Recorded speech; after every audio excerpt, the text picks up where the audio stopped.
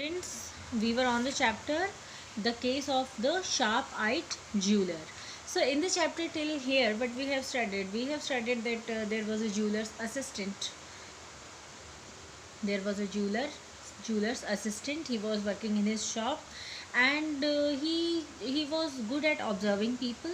So he has observed a lady outside of his shop, and at that time only an American came there to buy a ring for his wife. So he was asking again and again, and at last jeweler's assistant, what he did, he observed that a ring was not there. So in a very soft manner he was asking the American about the ring. So here I held out my hand for the ring. So I haven't decided on anything yet, the American said. I'm not the one who is going to decide. I'm just picking out 2 or 3 rings for my wife to choose from. She will be coming in later this morning to make her choice. Now the American said. Now the American replied in a very cool manner that I haven't decided anything yet. I have not made any decision, and I'm not the my wife is going to decide about that, the final ring. She will be coming afterwards this morning to make her choice.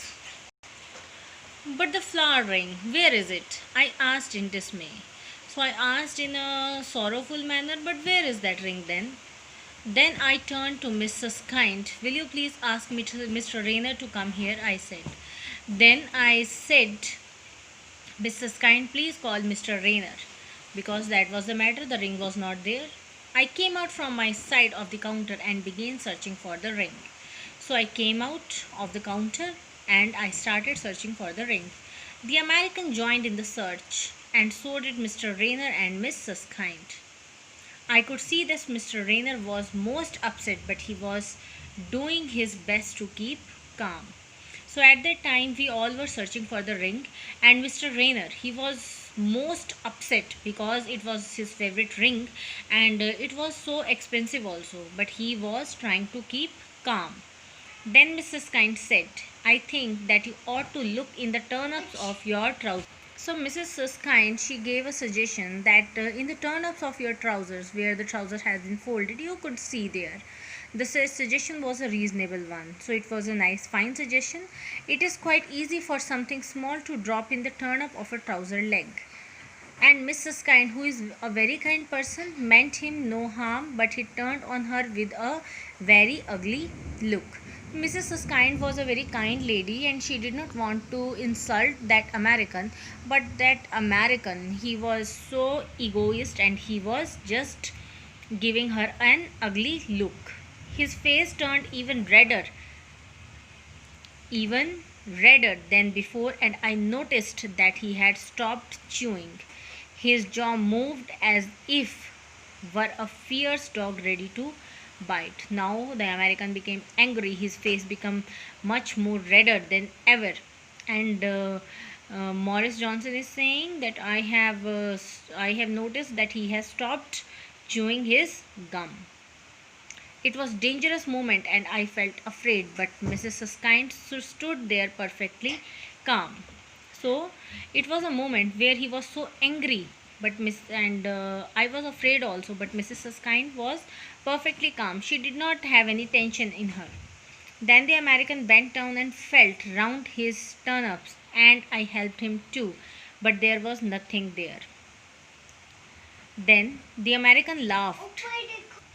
The American laughed. I suppose you are thinking that I have stolen it, he said. So American was laughing at us, and he was saying that I think that you are thinking, or you are supposing that you suppose that I have stolen the ring, he said.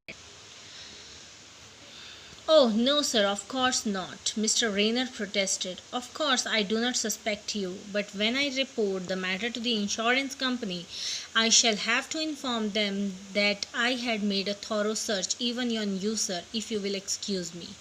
Then, Mr. Rayner made an excuse. He said, no, we are not suspecting you.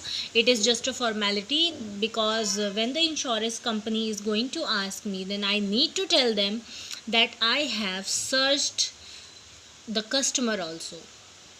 Okay, said the American and went off quietly, quite cheerfully to Mr. Rayner's office, where Mr. Rayner searched through his clothes without finding any trace of the ring. Then they both went to the office of Mr. Rayner's, where a thorough search was taken up, but there wasn't any ring. While this was happening, another customer came in. It was the young woman who had been looking at the funeral display in the undertaker's window for such a long time. Her coming in in at this moment struck me rather strange. So at that time, one more thing happened. That lady who was standing outside of our showroom, outside of the showroom where she was just observing those funeral displays. She came there, and I felt it quite strange that why is she coming this time? I looked at her across the counter and noticed several things. So I observed her and I noticed various things. Her handbag was of an expensive kind, but it was old and worn and very shabby. So her handbag was expensive, but now it has become old and shabby. The same was true of her clothes. Same for her clothes also. They were also expensive, but now they are shabby. Clearly, she had been well off once, but now she was living in poverty. She had not come here to buy anything. More likely, she had come with something to sell.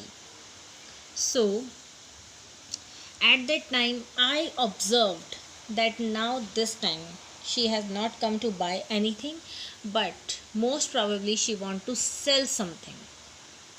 She put her handbag down on the counter and taking a little paper packet out of it, she put that down beside her bag.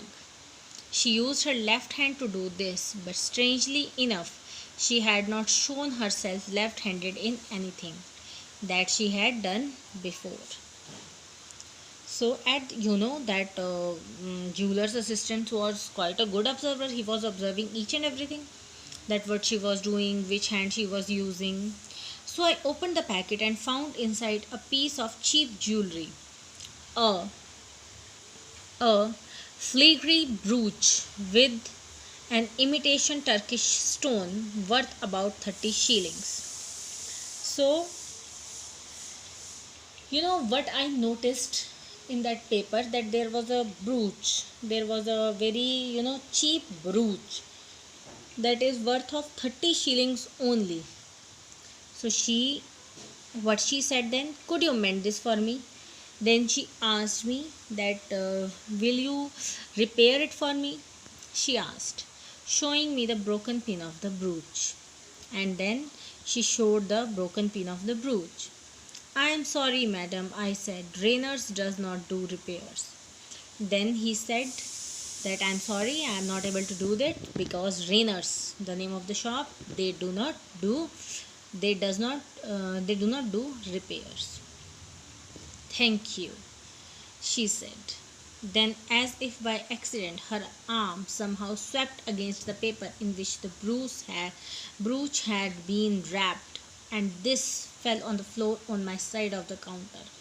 I say as if by accident, because in fact it was no accident at all. It was a cunning trick. So at that time, what she did, she said thank you, but as if by accident, she pretended that as if by accident, her arm touched the paper in which the brooch had been wrapped. It fell on the floor of my side of the counter. Then I said as if by accident, because I knew completely it wasn't an accident. It was a cunning trick. I realized this as I bent down to pick up the paper. All the facts suddenly came together in my head, and I knew what had happened to the flower ring. All the things that I had noticed joined to form a single picture, and that picture showed me all that I wanted to know. Now his observation was so great that while he was bending down to pick up the paper, all the incident came to his mind, and a series of incidents made it clear in his mind that what was happening and what had happened with the flower ring. So students, up to here only we will study today. Other things we will take up in the next video. Thank you students. Have a nice day. Revise your chapter thoroughly.